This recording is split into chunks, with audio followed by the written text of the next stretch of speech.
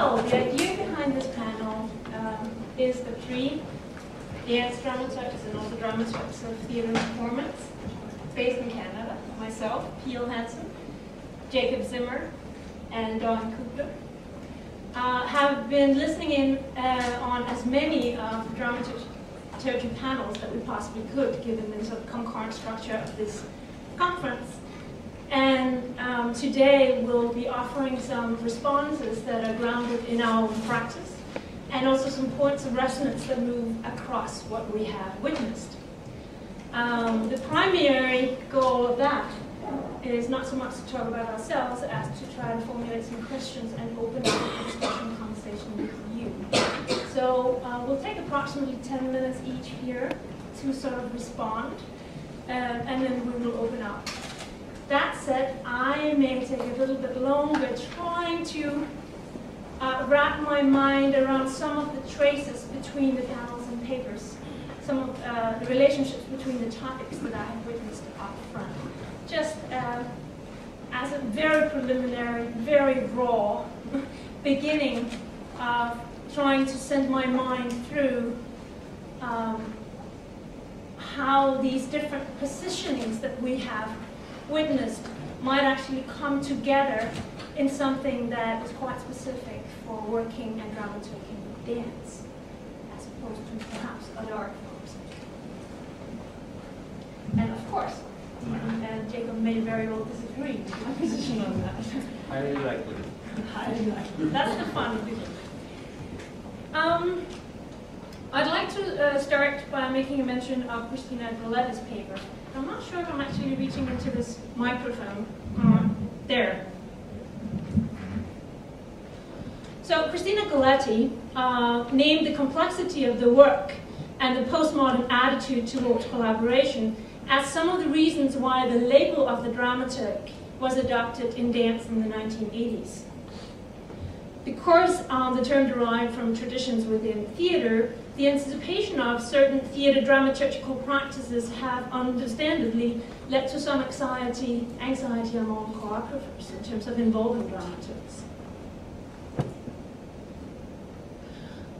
The dramaturg as a checkpoint for a predetermined concept is an example, or the dramaturg as the shaper of a unified structure, or even worse, the dramaturg as the guarantor of clarity and meaning and coherency, presents some of those perhaps counterproductive approaches that we're experiencing a negative response to. Leaning on Marianne van Kerkhoven and Sin Bernd, Galetti suggested that the solution could be to associate the word dramaturgy with process and dramaturg with facilitator. The other part of her thesis that I found really interesting and important was to point out that what we today may recognize as dramaturgy and term as dramaturgy existed as a practice in dance context long before that term was used. Sin Bernd's overview article about dance translation of dramaturgy from theatre to dance, and she's by no means alone in using that kind of rhetoric. Though I think the term dramaturgy did migrate, there are, as Galetti points out, multiple examples of practices that involved in context of creating and presenting dance as a distinct art form. So as both Galetti and Elizabeth Katner elaborated on in their papers, Diaghilev and the Ballet Russe is a good example of such a practice. I think it's useful to go back into dance history and take a look at those practices in order to find out what we can learn from those.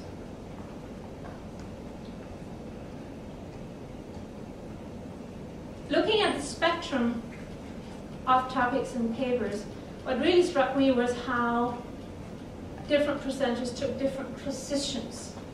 And the spectrum I'm thinking of here moves from the dramaturgical development of work with a primary focus on facilitating process and a primary attention to the choreographer and the internal sort of works of the process.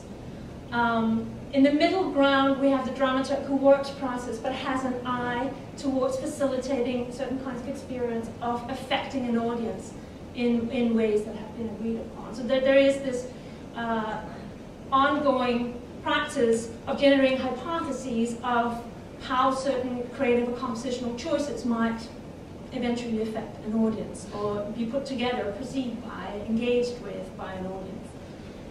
And at the other end of the spectrum, we have the work of the presenter as someone who primarily looks at the performant event, but is interested in the dramaturgical aspects of curating that kind of event. So we have from the creative process to the actual situation of performance as the spectrum and different ways of positioning yourself in on that. Freya Vaz-Ree spoke of her long-term role in facilitating the Forsyth Company's creative process as their full-time dramaturg. And one of her main reflections concerned what she named the distributed dramaturgy of the company, resulting from its really collaborative and task-based approach.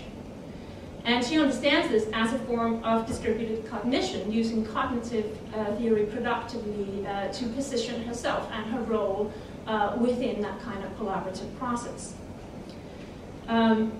The challenge of positioning herself in relation to the collaborators and the choreographer as a dramaturg was something that she reflected upon extensively, but also something that sort of has resonance with other presentations in the program.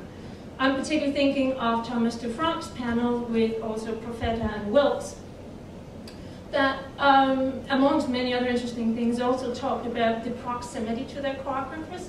Wilkes named explicitly the productivity of him having experiences and skills that come from another disciplinary tradition, physically based performance. And that difference in perspective, approach, and skill between him and the choreographer being something that was really productive. While Profeta also spoke about the challenge sometimes in terms of her being a white female working with African American male choreographer that is looking to tap into his cultural history. How can she tell him anything about how he should present work with his cultural history?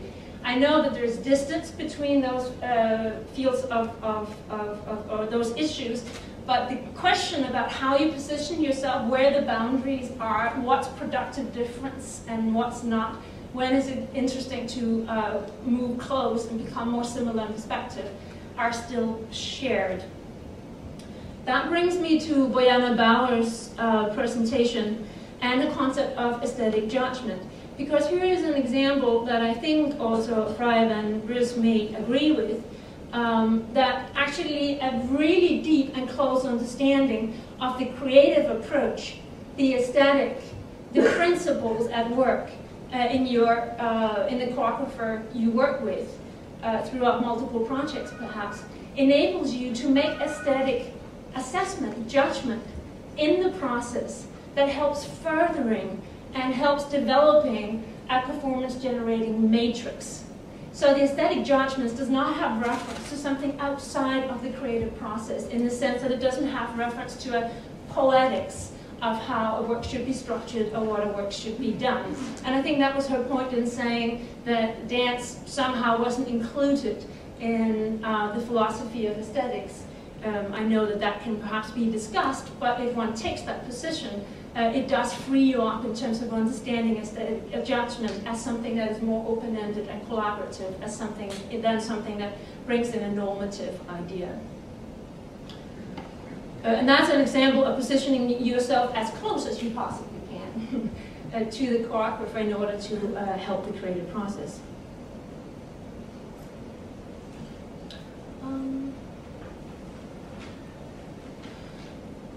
Matthew Gove's, I'm not sure if I get that name right, paper was a good example of a dramaturg's very concrete involvement in developing and documenting such a performance-generating system, of trying to understand from the inside the principles that govern the choreographer's approach, and then help in multiple ways to develop that into something that can generate production. I also loved what he said in the sense of you can help develop such a system, but whatever the performers put into that in terms of movement responses, you know, if there are interesting movement responses, then you also have interesting movement coming out in the other end. Like this performance generating matrix is not the performance in and of itself alone, that there is also an eye to a number of other components. So it by no means diminishes the role of the other collaborators.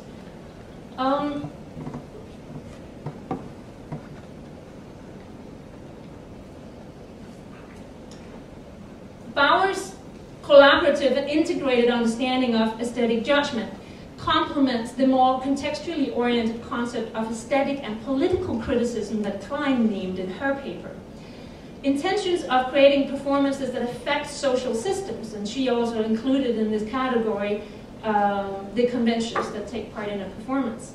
But basically of these intentions of affecting social systems performatively and with an audience often derive out of a creative process and is informed by and thus can generate this intended effect. What I'm meaning to say here is that if you have an intention of somehow critically affecting a social system in that meeting with your audience by working and making the work its audience in ways that undermines perhaps expectations of that particular field, well, that kind of intention has to be folded into the creative process as a set of strategies, as a way of working. It has to inform the way of generating the work in order, otherwise it will be impossible to achieve. So what can be seen as a difference between the aesthetic judgment that is internal to the creative process and the political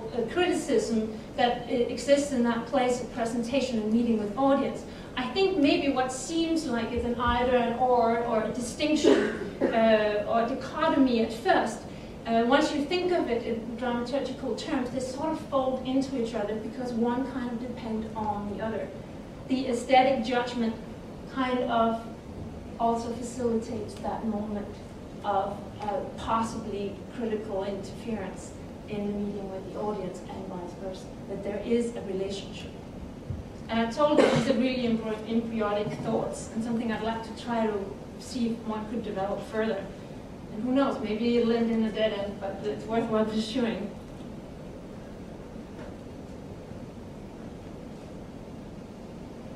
So the intention that the work is directed towards, a social context in political terms, must first be internalized as a form of aesthetic judgment that shapes the creative process. The last end of the spectrum that I named was reaching towards the spectator, considering product as meeting and as some kind of perceptual process. And here I'd like to mention Jody McNeely and Laura Wren's work. They used performance reception or performance perceptual analytical tools and also generate such tools that potentially can be folded back into a creative process as dramaturgical strategies that are directed towards audience experience. So these are scholars that are using what we perhaps in other contexts would recognize as performance or dance analytical tools, but are beginning to sharpen their perspective and their lens towards the dramaturgical aspect in terms of how can this work affect a spectator and how can that then be used perhaps strategically and dramaturgically. Such tools could also be used by a presenter, of course, and here I'd like to name Bonnie Brooks. In her view, the presenter's primary challenge is to create socio-dramaturgical webs through which the presence of artists and their ideas can affect, inform, and provoke the societies and communities in which the presentation occur. She asked her audience, how can the artist and the presenter come together in this task, practice a shared dramaturgy in developing strategies? Now, I haven't mentioned everybody here, and it's of course not possible. Another link that I'd like to just put out there is Elizabeth Langley and Andrea Roberts. eye for habits in the studio space that are rooted in the dancer's training. So we're talking the very front end of creative process, and also the question of dancer's training and how that feeds directly into also dramaturgical possibilities. So yeah, we have the full spectrum, which I find is quite exciting. So that was a very long 10 minutes. I think I will just move, rather than position my own work in relation to this, given I've taken so much time, I think I'm just going to move directly on to Jacob Zimmer's responses.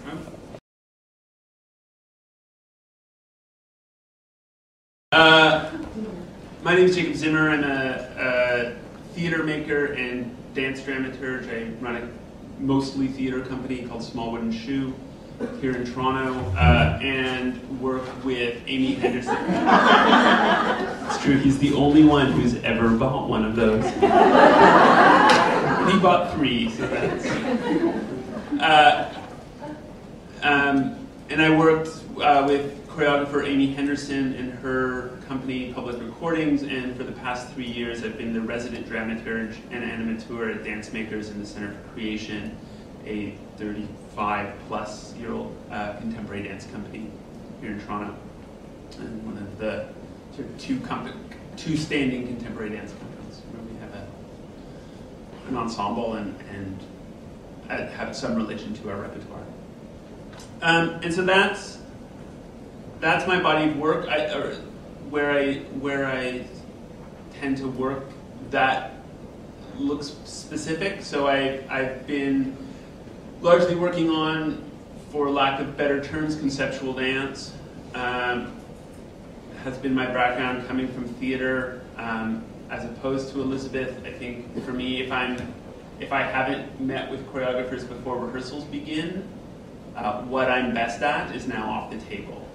So one of the things that I'm very engaged in is trying to figure out and help articulation of the problem of what to work on in related to the choreographer's questions and how to work. I think for me, part of dramaturgy that is about process, for me, is an understanding that how we work affects the outcome of the work as much as any sort of lofty goals we might have. And so I found myself more and more, and perhaps tying into practice as a theater director and builder of process, doing that. And so what I do in the room, one of the things that I think has really come up and is clear and feels that spectrum shows it, is that this is a practice that is, to me, quite personal, and it's about what I bring to the room and the relationship with the choreographer very, very specifically. So I think one of the things that struck me in the opening panel in talking about Adolphe Appia was that it was friendship. Like, friendship was actually the first key there, and a relationship between two people that could be complicated and could be critical and always supportive and loving and messy and distant and reconvening, and this was largely friendship. And then I think, also hearing this in the case studies or the round table, about what it is that you work with someone because you sat across the room in a terrible meeting and were the two people in the room who knew it was a terrible meeting. And then you work with that person for the next 10 years, right? Like that is also basically my experience with Amy. I mean, we worked as technicians on a show together that was going badly. And 7 years later, we collaborate back and forth on almost every project we do. So that space of a sort of messy, negotiated, loving friendship is how my practice emerges. I feel very awkward working with. One of the problems of being a resident dramaturg is the question of when somebody comes in for a commission, do they have to work with me? And it is a problem I see in theater, where there are people who are assigned dramaturges, often probably incorrectly, or not often, maybe occasionally, from time to time. These matches are not helpful, and to ease suffering. I think this definition of remembering that there is suffering in dramaturgy, in drama there is suffering, and so in dramaturgy there is perhaps the shaping of suffering. There's helpful and unhelpful shaping of suffering, and so the friendship is important in that because it means that we can fight, but we will still come back together. And so I worry about choreographers coming in to Dancemakers and being assigned, here's this guy and he's gonna work on your show. And so it's always been very clear with choreographers coming in that they don't need to work with me. I probably will pop in from rehearsal from time to time, and because part of my duties with Dancemakers has included the animateur work, which briefly is to me the public relations part of my job, so that I talk about articulating the company's vision, articulating and maintaining the company's vision as it's been expressed to me by the artistic director in the rehearsal hall, and then trying to find a better way to articulate that and engage an audience in that vision publicly. And so I'll go between those, but it shouldn't be a requirement to work with me, to work with the company. And if someone has their own dramaturge, that should be an incredibly valid thing, because I think this is primarily a personal relationship.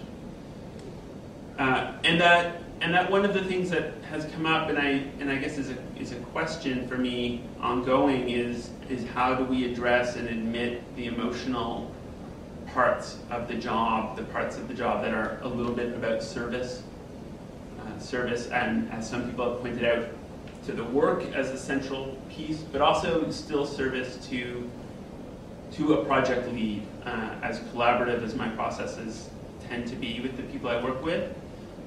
It's Amy's work, it's Michael's work, it's Martin Belanger, it's their work, and I am service for that. And that has emotional and intellectual ramifications on me. There's a limit to the number of shows I can do in a year. It's one of them that I've discovered.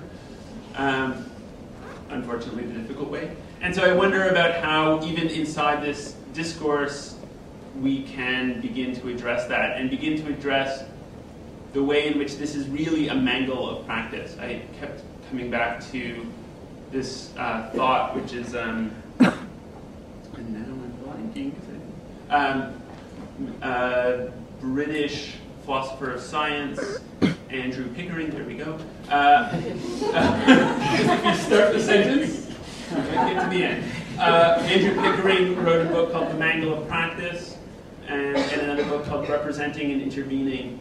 They're both about research in science and how experiment in science and theory in science are, to him, a mangled relationship, and that needs to be acknowledged, and not only sort of acknowledged begrudgingly, like, oh, I guess experimentation affects theory, okay. But in fact that can be celebrated. So for dramaturgy, that we can't reach a clear definition. That any sort of statement of, well, dramaturgy is, made me all weekend sort of go like, oh, we need to assume a for me in there, or in my practice. Because it is a mangle, it is something I am constantly running back and forth between all of these positions. So I think when I look at and hear about this question of intuition versus critique, I'm like, oh no, I'm the person whose job it is, at some levels, to just keep running between those two things. Like bringing back little reports and not even trying to contain them both, but actually acknowledging that I go back and forth. And so that seems actually to me important, and I think has been brought up through the multiplicity of papers, but there also tends to be a desire for definition, which I guess in a sort of academic and professional situation, we need to figure out how to write a job description in order that we might have a job. But also to be aware that those job descriptions are always going to be fluid and value-based for me, and based on this weird question of friendship, and friendship as a way of thinking about thinking. Yeah, and that dramaturgy is not a savior. It's not. It's really like there needs to be space for mystery. This thing of you know, and maybe this is me running back and forth, but I hear the thing of like, we're not the gatekeepers for clarity, and that seems very true. And I want mystery. I also want to say that I don't think we should fetishize a lack of clarity.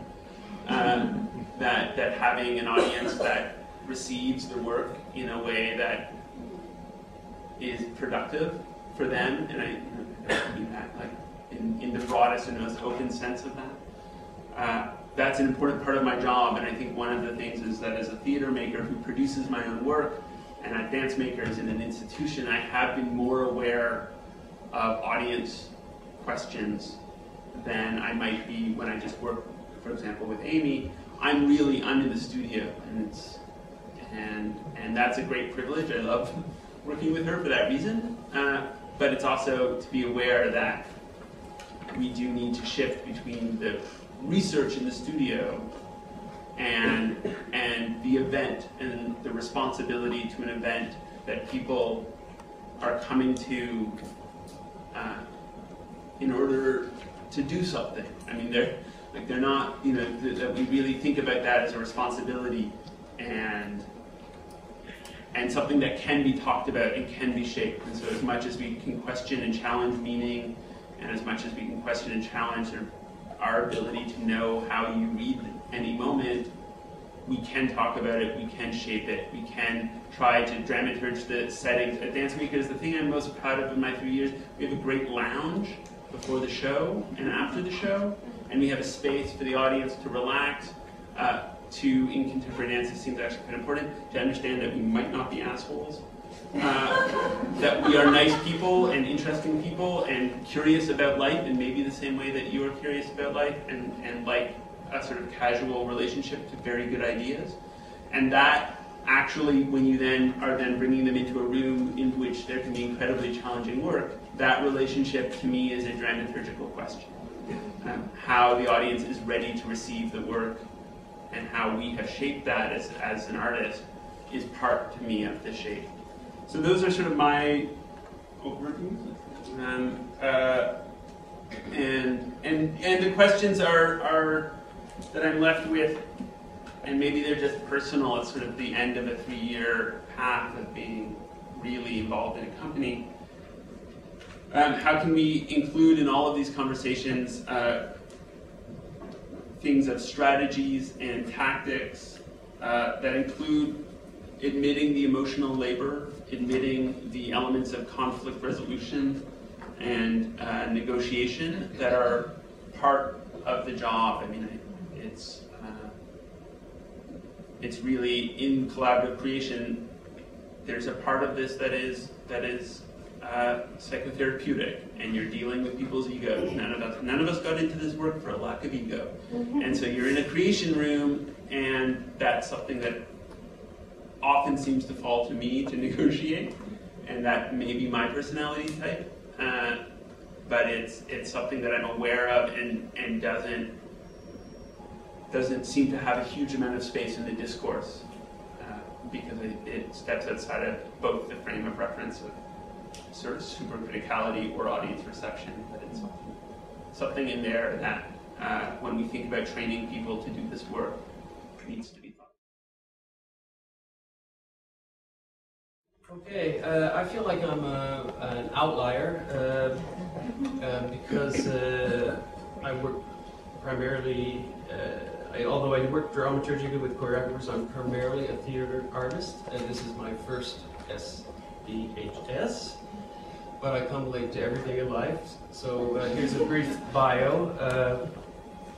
I did my BA, MA, and the coursework for a PhD in English literature. And for those scholars, the topics I was pursuing, the MA, verbal humor as a fictional device, and the novels of Herman Melville, and then the syntax and tone of the nonfiction of Jonathan Swift, just so you get some kind of that's my background.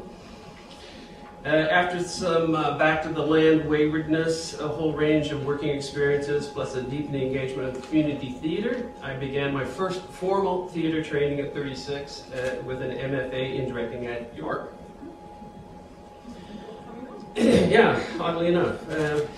Immediately I began a diverse freelance theater career, which included production manager at a mid-sized theater company. Simultaneously, that's Toronto Free, for those in town, the former Toronto Free. And a script reader at a small theater company, a Necessary Angel. I was doing those simultaneously. The script reading evolved into developmental dramaturgy, then production dramaturgy, and my 8-year relationship with artistic director Richard Rose has been my most sustained and satisfying artistic collaboration, to touch on friendship. I became then artistic director of a similar sized theater in Edmonton, Northern Light, and then 5 years later, at 52, joined the faculty of the School for Contemporary Arts at Simon Fraser University in Vancouver. My research continues to be freelance practice as theater director and dramaturg in theater and dance. So you're probably saying, where's the dance? In 1987, I was invited by Denise Fujiwara to work with her on a piece called Scratch, in which she had included text. She wanted me primarily to work with her on text, but as we worked, my relationship to her became more dramaturgical, although I wouldn't have used the word at the time. It was only 2 years later I began using the word. She invited me to, in the following year, to serve as artist-in-residence with TIE, Toronto Independent Dance Enterprises, where I worked both with the collective work of the company and the choreography of individual members, one of whom was Darcey Callison. And the work included separate workshops with both Anne Bogart and Tina Landau, if those names mean anything. Although I have not pursued it, I have continued to be invited by choreographers to participate in various stages of the development of their work, sometimes quite late as an outside eye, sometimes from the inception of the project. My most sustained dramaturgical relationship in dance has been with 9 years with Battery Opera in Vancouver, and they collected individual works of Lee Souffet and David McIntosh. So it's an incredible privilege to come to this conference, an absolute late-blooming newbie, and to attend the incredible diversity of presentations and papers that were here. And I would just mention the ones that kind of resonated with me in certain ways, and I'll just move on and then get to my questions. Elizabeth Langley's exuberant keyhole look at 7 dramaturgical rules. Although personally I'm someone who shuns rules. Neil Baldwin's discovery of and wrestling with Danceturgy. Laura Vryn's explication of Headlong's explanatorium and the role of space. Nanako Nakajima and Kusile Ja's stunning presentation of mech output. Boyana Bowers for suggesting aesthetic judgment as a barometer for new and emerging experiences. And also for Pichot's bouquet metaphor for the dramaturgical process, which I actually quite like. Johan Sternholm's cone diagrams of the relationship between, if I understood it, memory and virtual, and the present actual.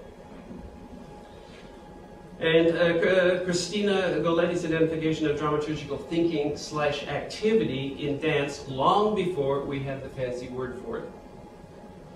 And finally, I found myself most deeply engaged with the personal reports from the field by Talvin Wills, Catherine Profeta, Tommy DeFrance, Kathleen Trenchenier, Matt Gao, and Frey Vassery. Partly because, I think, echoing again friendship, these are longer processes and deeper friendships that are being explicated in a kind of explication of a daily practice rather than an attempt to define. So I'm coming to my question.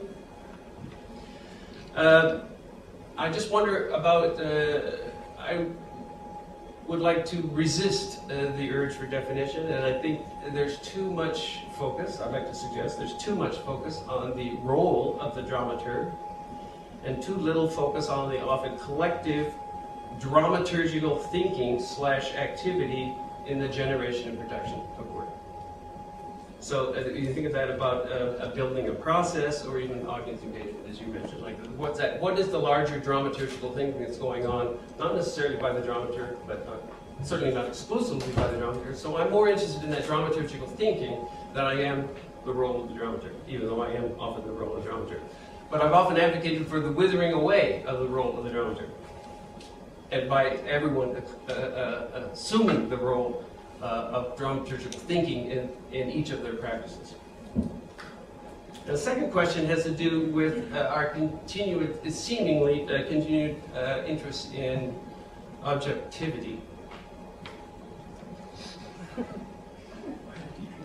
Yeah, why did I drink there?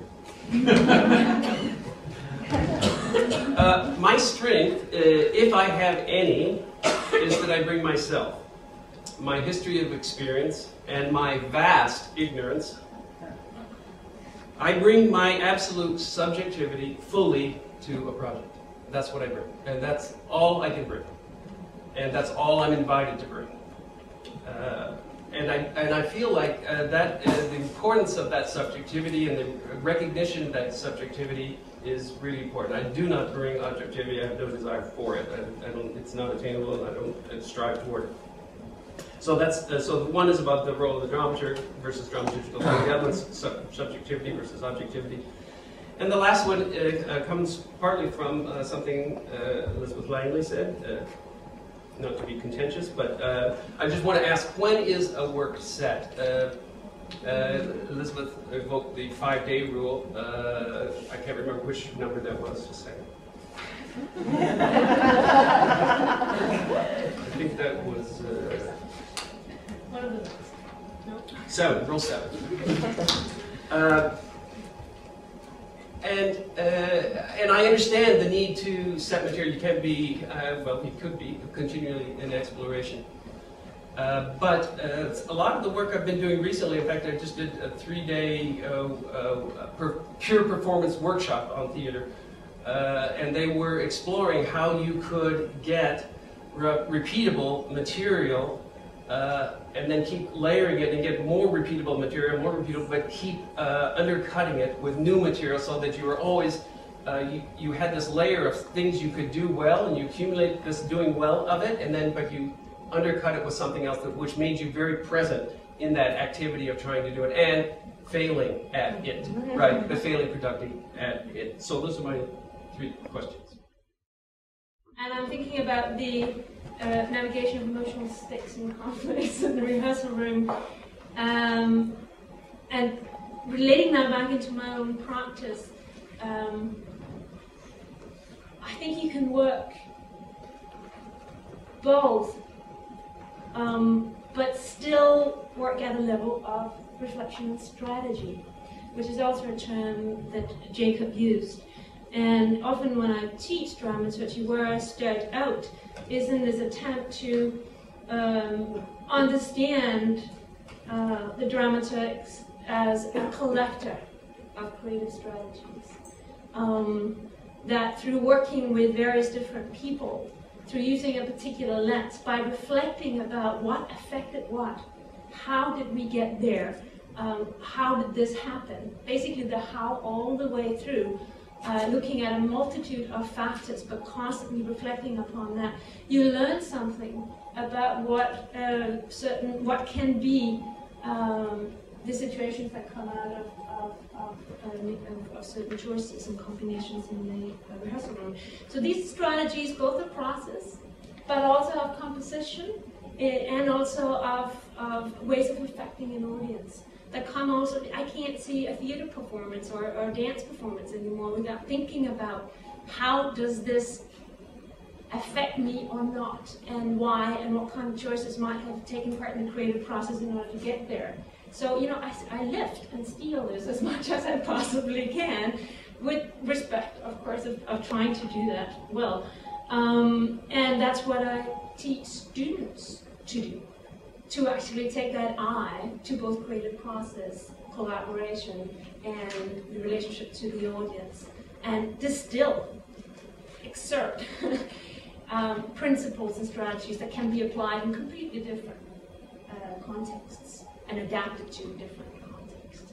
And so, as such, we can talk about strategies and sometimes even tools, while still remaining subjective, because you are bringing yourself, and you are in a new context, in a new project, and you're learning as much as you possibly can about your collaborators. And I think part of the first stages of that, and the one I picked up the reason about the issue of reading, for instance, the training skills that performers and experiences from past performances and past collaborations that performers bring into the room, for instance, has to do with a number of the collaboration issues that can emerge, the emotional stakes, the difficulties can basically be based in that, in the sense that if a choreographer is asking someone to move out of their field of competence, challenging their movement habits, and so on and so forth, the dramaturg can have an eye for what is the minimum this dancer needs in order to be able to still create. How far can this person actually move out of his or her skill set and experience and still be able to create?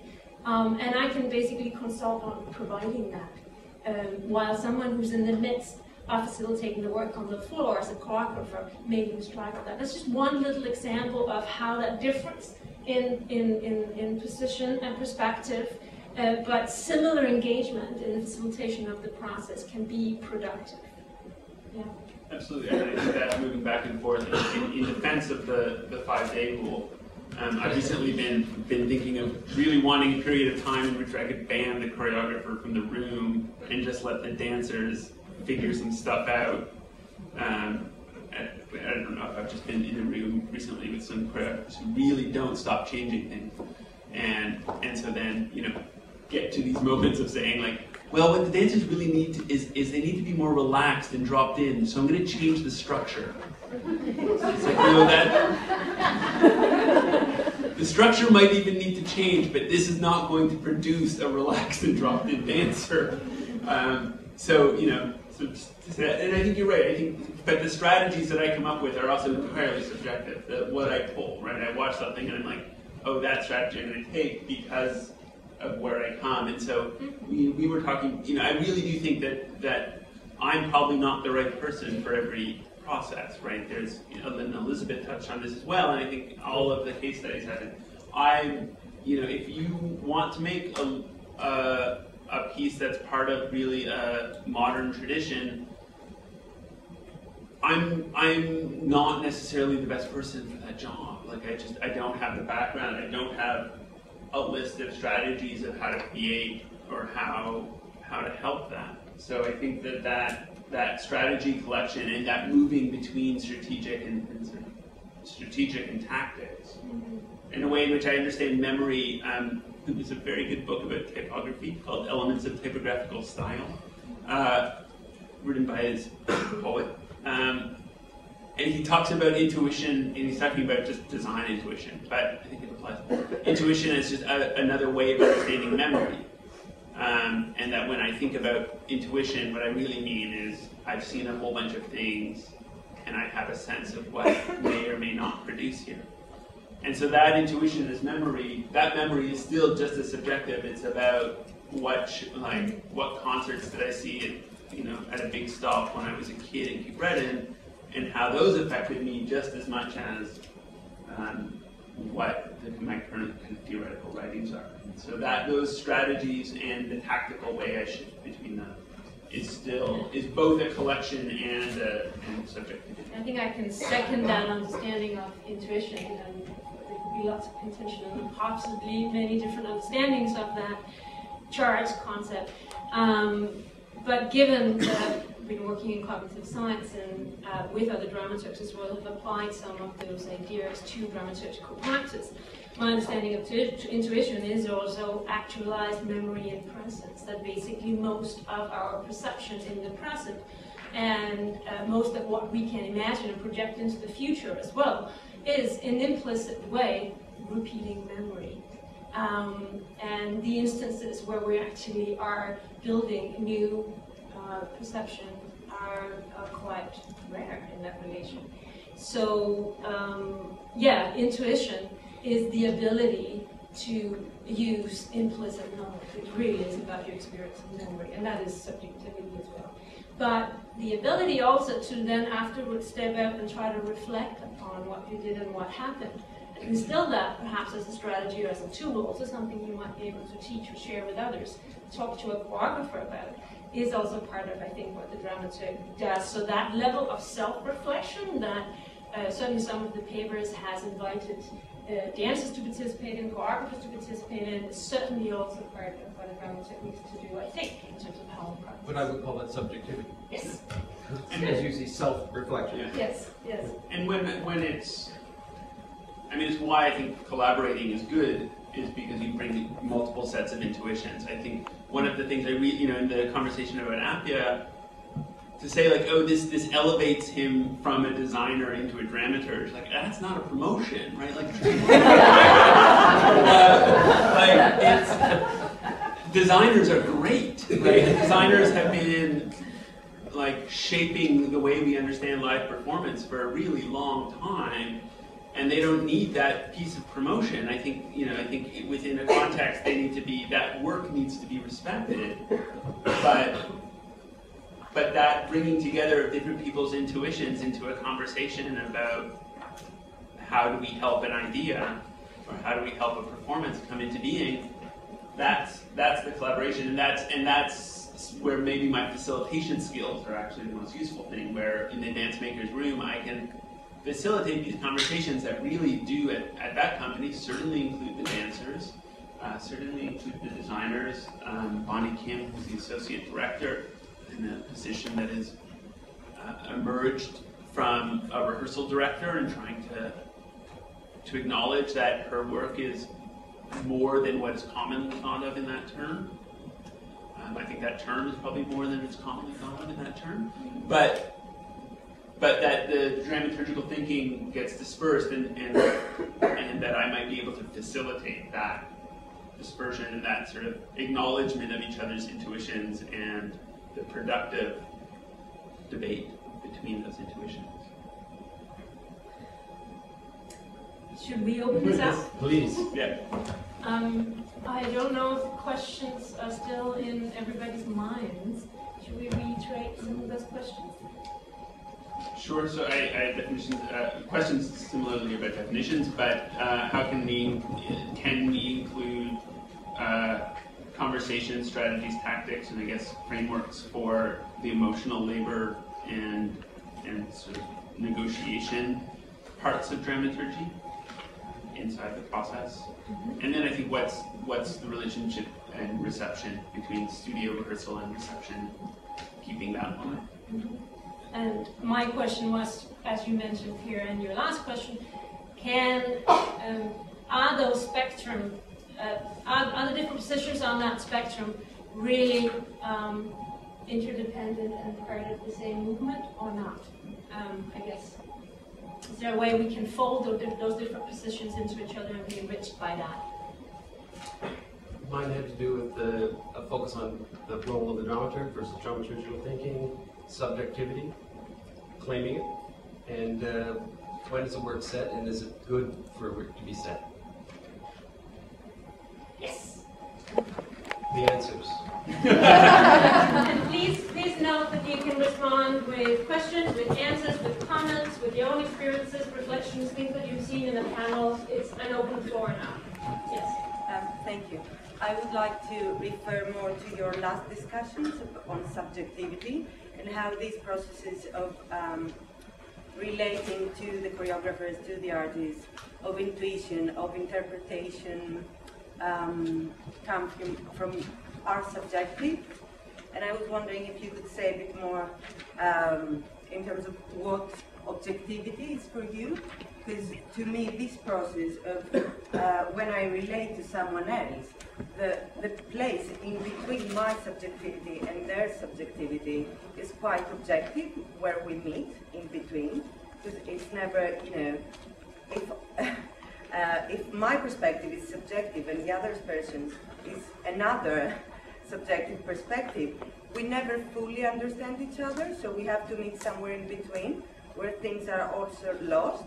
So to me, this is the objective place, and I was wondering, because you described this as a very subjective, like fully subjective, and I would like to refer more to Dawn, because you said it's fully subjective for you, but the event, Yes. communication.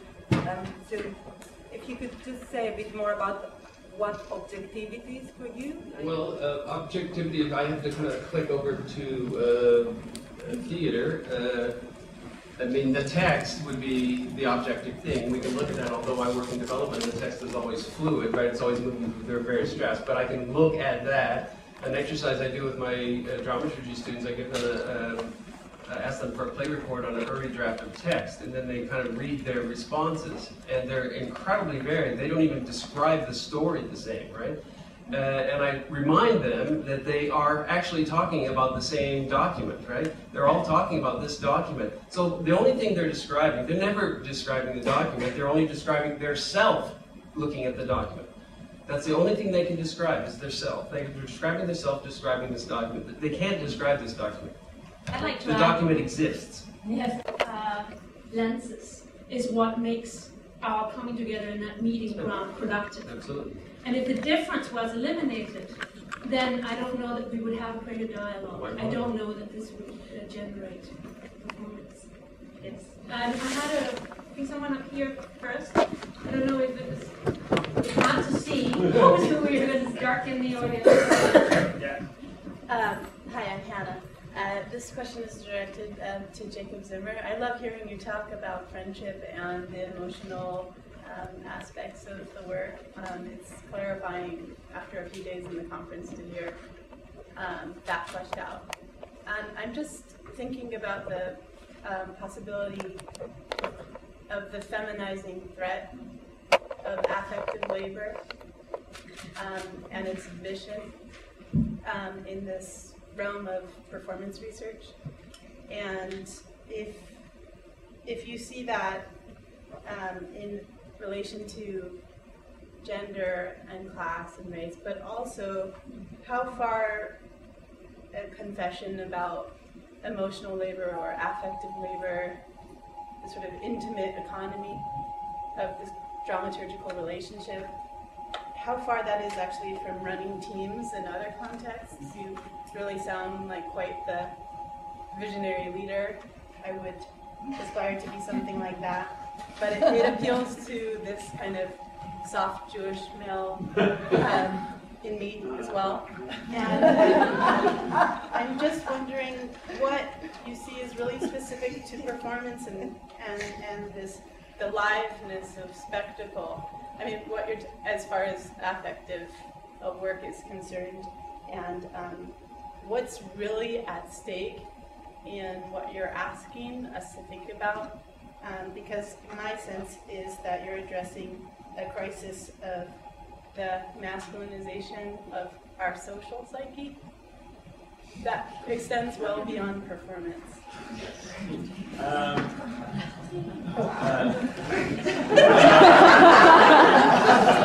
I mean, like, I think there's a bunch of personal background that fits in. You know, like I was raised by lesbian feminists before that was cool.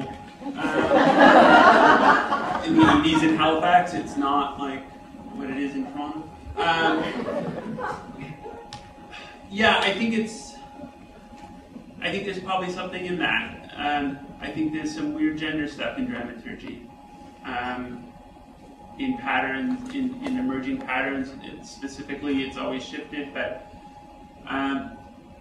it's hard to deny that I'm in so much trouble because it's all sort of just seeing things. It's hard to deny that there are a lot of women helping male playwrights, and that there's a lot of men adding intellectual heft to female choreographers. And those are two really relationships, right? And things that need to be at least raised as, is that true? Like and it's shifting a little bit in dance. It's one of the really exciting things to me about this, and the beginning of dance having its own tradition of dramaturgy, is that I think that could shift the gender of that a bit. And there's some potential in that. Yeah, I think this is the muddy, messy stuff that is hard to talk about and hard to make concrete and dominating. Like it's messy, and maybe that is in that space that you describe, and that what's possibly objective in there. That's where I put the mangle of things. I mean, we have started talking about the art object as this thing that I can sort of hold out and talk about in the same way that we talk about the script, but I still am mangled in my opinion of it. But as a way of working that has that messiness to it, and I don't know, like my background isn't strong enough to sort of talk about that in some of the terms of affect or understandings of masculinity and femininity, but I think there's probably something to look into there. I'll try to not make a habit of doing a second response on everything. I don't think I can say anything in general in terms of other people's practice, because like you haven't really thought it through or looked at the empirical facts of it. But in terms of my own practice, I've worked with both female and male choreographers and female and male directors. And rather than, in my experience, being a gender issue, although there certainly are gender issues, my experience, the major difference there in terms of emotional work is cultural, because I am Scandinavian, I'm Danish, and come from a cultural, social habits of not showing emotion, where it's considered basically childish or immature to show emotion, and there is lots in place, lots of tools we tend to use to suppress those emotions. And you can hear some of them now. I have been a long-term choreographer of Sarah Gebran, who's Venezuelan Lebanese, working in Sweden and Denmark, where that was the primary point of contention. You cold Scandinavians, the amount of times I've heard that as like a way of breaking through that wall and trying to get me to deal with more of the emotional impact in the process. So it can come from both ways, I think, and there can be more than gender at play. There can also be cultural relations to I think it's also like the Nova Scotian, like I want everyone to like have a good time. Like, there's something East Coast about it too. Well, I'm thinking about objectives, right? I don't know if it's feminized, but I know that in the work it's incredibly important to make yourself emotionally available,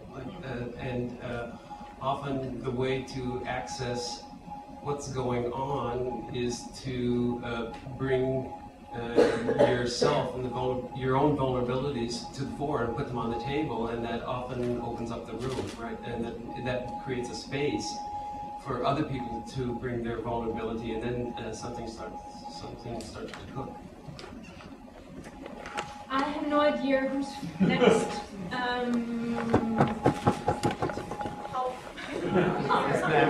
Yes. Okay, well, first I just wanted to throw in that from a Swedish perspective, we very often relate to Danish people as being very liberated and it's all subjective. We have like 30 years of war between us. Other traces of play. But anyway, I would like to just connect back a little bit to our pre-gender discussion here, but maybe connect.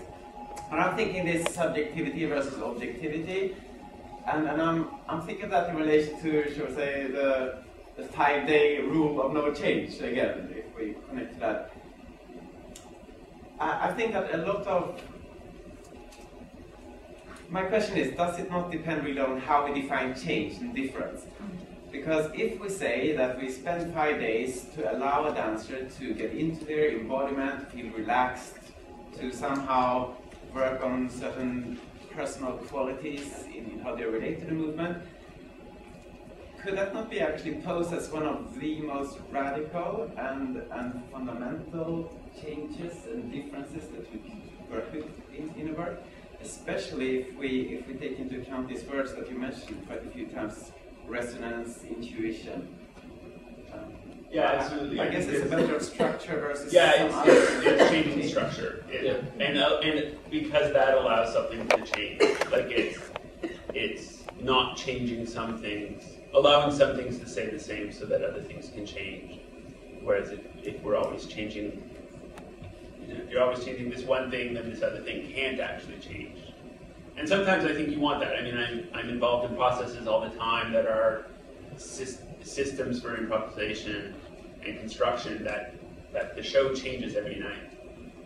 But there's something. But the system doesn't, right? But the system doesn't. So this stuff that sounds like you were working on with your research, the system stays the same, but things change. So yeah, I think my 3 days with the choreographer is to allow something to change, but just not structural. Yes? In the green. Maybe this is a clarification and a clarification on my part between what I understand of dramaturgy as theatrical dramaturgy is also socializing and culturalizing. So it relates a little bit back to this other question about gender, so that you bring something that the director can lean on, a social perspective, a cultural perspective. But my understanding as a trained dancer in that practice is that you need someone as a dance dramaturg who, and from Elizabeth Langley's speech, who sits there and is the spectator, as a very specific, always present spectator of dance. So you have to have the kinesthetic eye, you have to have something else. So where do those meet? And do they meet? Do you ever facilitate a cultural perspective, or are you that movement isn't telling me anything, and then it's really up to this very subjective function of you as spectator? So I don't have that clear, and so that's really a question for your experience, I guess. I do both, but it really depends on the needs of the choreographer and the interests of the choreographer. The issue may be purely aesthetic. It still has a connection into aesthetic conventions, practices, the expectations the spectator may bring, other structures that on a more abstract level parallel or similar to the aesthetic structure we're working with, and so on. So I guess even when you work with something quite minimalist, there are such connections to work with. But if you're working with a choreographer who's not interested in them, then that's not where you go. That's my experience. I had only a thought there. In terms of the spectator, having the spectators, I'm a spectator at it as Elizabeth Langley notes. I don't have her skill of going to that place where the knowledge I have about the process and the particular choreographer can sort of sink into a neutral place. So I probably wouldn't be able to do exactly what Elizabeth Langley does unless I'm invited in to the middle or the end of a process just to watch once or twice. So what I tend to do is to invite other people and also be the facilitator in the sense that I help find out what is that we want to discover from these people and ask them questions and so on otherwise. So I basically facilitate that meeting and the conversation that takes place afterward. But yeah, at several stages throughout the process, if it's open enough, if it's not too vulnerable, I invite people who have not seen it before, preferably even people who haven't seen any work from this part before, to comment, so that I get their eyes. Yeah, I think it's all variable. I don't have a methodology, so I move into different processes in theater and different processes in dance. And sometimes I'm there all the time inside the room, and other times I'm just coming in and out. I like having I like having someone else in the room. I like creating someone. The rehearsals are open. I like having other people in there and people who haven't seen the work. And not because I want to interview them or anything like that. Just because I feel like that having that body in the room with their eyes on you changes the way people work in the room. And knowing that, so I don't know if I'm answering your question. I think not, but I'd like to add there as well that although being far enough on the inside of the project that I can't have that kind of outside eye, I do form hypotheses about what a spectator might experience, what this might facilitate in someone who's watching, or if it's more interactive work participating in a performance event where this is offered. And I have various tools that I use for doing that, but my hypothesis is never going to come real in full. Like, there's maybe some elements of it that might be realized in some spectators, and that's really enough. And that's, I guess, to some extent also what I'm testing when I'm inviting people in. So I have tools to try to direct my attention towards the performance situation, but I can't know, and I certainly can't know from my own personal experience of viewing, because that's informed by the whole process. And also, you can, I think in the hypothetical audience, you can, as you watch the work, talk about wanting to draw the audience's eye or ear or something to certain moments or certain aspects or details that are going to facilitate what you think is going to be a hypothetical understanding, right? And I think in that my hypothesis is trying to imagine myself, but not knowing anything about the work. Like that I don't try to imagine some other audience member. I try to imagine if I were walking into this room right now, not knowing what I know. I watch. I mean, I bring in at Dancemakers because I'm in a long-standing relationship with them. I do have part of what I do is I bring in references, and that's part of just my personality. I'm a collector. Like I spend too much time on the internet. Like that. So I bring in bits and pieces and connections that are from the outside world, and I think it's one of the possible advantages of working with people who are from outside the field is just what they read on a daily basis might be different. And so I certainly bring in more social historical context than anyone else at Dancemakers. With Amy Henderson, she brings in a lot of that herself. She has as much, if not more, theoretical understanding than I do. Like in the Dancemakers room, I can be the theory guy. Working with Amy, I'm not. Like she'll, she can punch that ticket much better than I can. So I bring in something else. So it's again process dependent, but it is certainly making those connections as part of what I'm doing in my head, whether or not there's space for it and desire, then I can speak to it. Often I find it useful to speak to the dancers sometimes about that if they're having trouble. Yeah. No, sure. No, Sorry. Go for it. Yes. You're the moderator. Yes. Just from a... I'm not sure I can answer your question, Jacob, but maybe there's a path I'd like to offer for all of us to, take.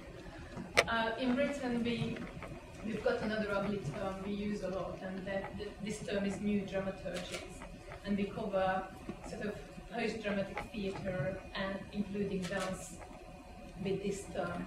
And listening to the conversations and discussions and the talks during this conference, I was wondering sometimes that, for instance, the way I work in a devised context as a dramaturg is not dissimilar from the way I work when I work with a dance company. So, but thinking of methodologies and ways of working and processes, maybe we could embrace this ugly term of new dramaturgies and kind of see what is it we can learn from other strands of post-dramatic theatre and ways dramaturgs work in those various genres. So I don't think I resolved the question. And I would say that world is my home base of devised and collaborative creative theatre. I mean, the suffering thing from yesterday has so infused my brain that Thomas Lincoln's post-traumatic theatre has become this nirvana. No, it's like this nirvana. It's like this recipe for the Buddhist enlightenment, and it's not. But I promise it's not. I think there's lots of transfers between creative processes that are about generating something rather than going from a set script or set score into performance. And some of that can also be lifted into the more conventional processes where a choreographer actually arrives with a score to teach, or a playwright writes with a script and then gets put on stage. But that's the other way around. That's to open things up. That's my personal opinion. There are differences too, though, because what I work with as a dramaturg is the people in the room, and their training, their skills, their artistic approaches, and so forth. And when we work with dancers and choreographers, what they bring to the room can be significantly different from what you work with when you have like physically based devices in the room. Movement vocabulary, the understanding of the body, of movement, and relationships to space, etc., etc., even what the priorities are in there are so different that the strategies that I might suggest or use also differs. My attention shifts. So yes, the terms about my role could maybe be the same. Those questions may be the same, but what I'm actually doing, I think, differs. Yeah.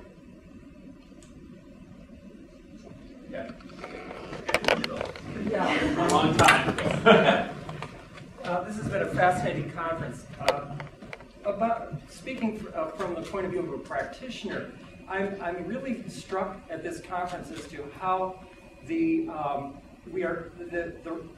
idea or the way of producing dance has changed so radically in terms of our assumptions. And I ask certain questions like, why did a dance dramaturg emerge? Why did that happen? And I think of many of you speaking in terms of cognitive and behavioral science, as if the process and product is part of a complex system of producing something out of a labor with people taking different roles. This idea of intuition as memory, the embodiment of that memory, and then in order to produce something that may have the illusion of it happening for the very first time. So we're still playing with illusion, but I guess my question is, many people were talking about times in which art was born out of defiance or transgression. And I'm wondering, what does this conference say in terms of the change in the production of dance and the world in which we live? I think we had multiple presenters who actually addressed that. I don't know if any of them in the room would like to respond. Could I add something just to one of the early things that you said? It relates to the discipline of the mind again. You know, I'm a very creative person, and I seem to be always talking about the discipline of the mind. But I think without the discipline of the mind, we are just like a dog's breakfast. There are very few choreographers who, and I think this is where the dramaturgy becomes terribly, terribly important. There are very few choreographers who, towards the end of their process, can read out of the deep intimacy that they have with the work, what the audience is really going to experience in that first contact. I think some choreographers can do it, but some cannot. It's very difficult to take that intimacy and then understand the distance. And I think that's where the dramaturge becomes very valuable to them, because they can be the key to literally show them what is coming off the work to the new eye. Thank you.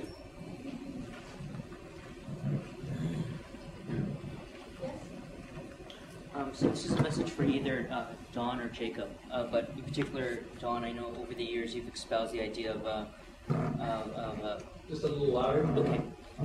Espousing the idea of dramaturgical thinking, how that can be implicated in the other roles in the theater. And if that happened, what kinds of systems, what kinds of training, and what kind of methodology would it look like in either theater or dance to not have a dramaturge, knowing that that dramaturge plays the role of an outside eye, but that critical sessions still happen in the dramaturgical thinking? What would that look like? What would a scenario look like? I think the role can still exist, but I do like the idea of the collaboration of the ensemble in terms of the dramaturgical thinking, and really I think it's about examining choices. Everybody in the room is making choices, and what are the implications of this choice? Where does it go? How does it fit with this choice? How do these succession of choices, and that's the individual, the designer, the dancer, the choreographer, everybody's making choices. What kind of room are we going to put in? Everybody's making choices, and I would like that kind of collective consideration of the array of choices. So that's what I'm talking about in terms of dramaturgical thinking. Now, sometimes I feel like the existence of the role of the dramaturg seems to relieve everybody else of any kind of thinking. And then it's somehow thought of as the dramaturg's role to somehow facilitate this. But that's why I would like to think that you can step back and everybody's actually engaging in it. And then the dramaturg could be more a facilitator of those discussions of an array of choices. And I think, I agree that I don't necessarily know that it would dissolve the role, but also just that to a room full of people who have often some relationship with training, I think some degree of like the liberal arts training that I begrudgingly took at SFU was important, right? Like that looking back on it, I'm glad I could not be doing what I'm doing if I had gone to a conservatory. I really couldn't. And I realized that within dance there's a particular struggle about amount of time required in the studio and amount of work required physically. But some way of making the choices, somebody, when Neil is talking about working with young dancers, who those choices, like the choice of training, of what training you're doing, has never been talked about. It's never been articulated as a choice, right? And so how do we do that at a very early level in terms of our training? And dance starts at a very, very early level, but then once we're into sort of post-secondary or pre-professional training, how does those choice-making and the explicitness of what choices we're making about training, about what choreographers come in, all of that, how do we make that choice-making clear so that then dramaturgically we can think about those choices and the liberal arts, and how do you inspire curiosity? I mean, I think this is to inspire curiosity in as many people in the room as possible. And so to exhibit it, I mean, that's my role in some parts, is to exhibit curiosity for the world. We actually address in our interviews for theater, we talk about the philosophy of the program.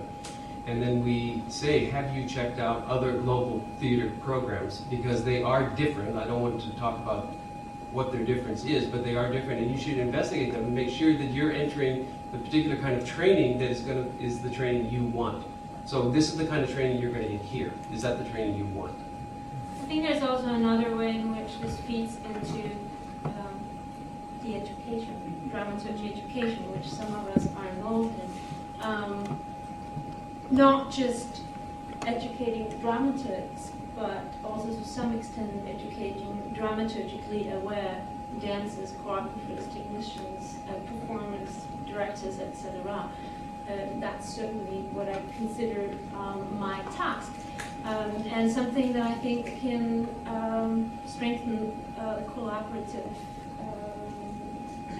abilities in general. Yeah.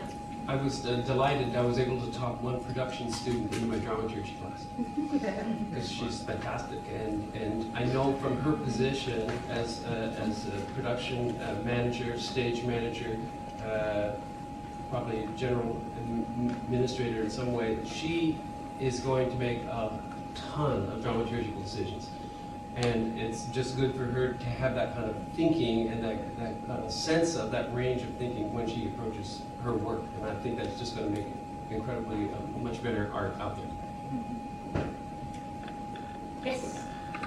So can I slide us towards the other side of the spectrum, the event part? And I wondered, in your work, do you, and if you do, how do you facilitate an awareness of the actual event and the venues, the audiences, the cities, the context, and also the marketplace of it as well? Or do you not do that? I have toured some Sarah Gimann's work, both throughout Scandinavia, but also in the Middle East. And while in Scandinavia, there was a political situation that at that point viewed Arabic culture as terrorism. That was a particular context to deal with and to engage in dialogue about. And then touring the same work to the Middle East, we experienced it being censored, we experienced the theatre getting closed down because of it, and that had to do with promiscuity and belly dancing, or really small elements of the performance that were for certain reasons not allowed in those contexts. So yes, as a dramaturg, that was an ongoing conversation, and we also had to continuously change the work in order to make it still affect something similar, but through different aspects of the work, because of the differences in the audiences in the social, cultural, political contexts. So yes. Yeah, I mean, I do a lot, especially at Dancemakers, because we control our venue. I mean, I'm also the guy, when we do work with Amy at Harbourfront, we sit in on meetings with the front of house staff. Like, we really talk to them about, like, no rudeness, no, like, if the chance is, like, relax on a rule or be tight on it, please relax on it. We don't, like, we just, like, it's endemic in other places in Toronto theatre that, like, people are basically threatened with lawsuits as they walk into the theatre. And that's not a productive way to see something that's already going to be hard, right? Like, you're hard and you might get sued if you do it wrong. Like, that's, so that, we really do think about that, and we really do think about the lobby experience and when the doors open, all those parts of reception for the event, and how at Dancemakers we're in the distillery, which maybe some of you went to, is fine. There's nothing there at 9 o'clock, right? There's no beer under $10. Like, so we have to create that space, and I think about that.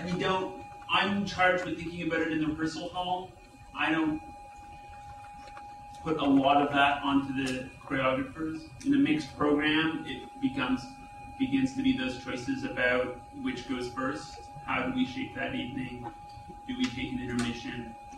That sort of event work happens. And it's often a question of how do we get the people in for this show. And so by the time the work is done, which is, in contemporary dance also has the problem that, because the 5-day rule isn't in place, the work, I don't entirely know the best way to come into the room until previews. And so we'll change a lot of that during previews in response to how we feel the audience is. I mean, again, with like Kugler, we don't necessarily need to interview them. We can tell pretty quickly.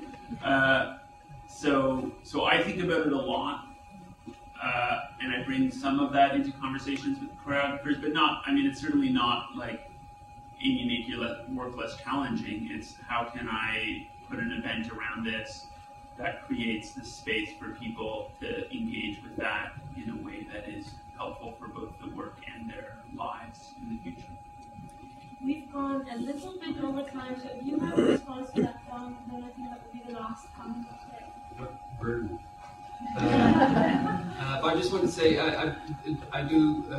in this area, I came from a lot of site-specific theater, so when I became artistic director at a certain point, shortly into my first year, I declared that we were going to do no more work in theaters, because I found the theater itself was an oppressive structure, right? And I wanted to keep going to other places and find ways to do the work in other places where getting there was an adventure, and you were consciously entering into an unknown and expressly doing it, rather than entering into something you thought was known and then kind of falling asleep in your regular seat. I'm working with Karen Jameson on a piece now in the Roundhouse, which is a former railroad turning station in Vancouver, and she's doing a piece called Collision, which is about her, which began from a car accident she was in. She was working with this very this strong movement, but she's also working the collision of cultures in that space. So she's working solo for herself and other 5 professional dancers and 12 community dancers, and occupying that space, and the Salish chief and his family coming in and somebody in to talk about the architecture of the space and the sounds of railroad. So it's totally engaged with that space and that event.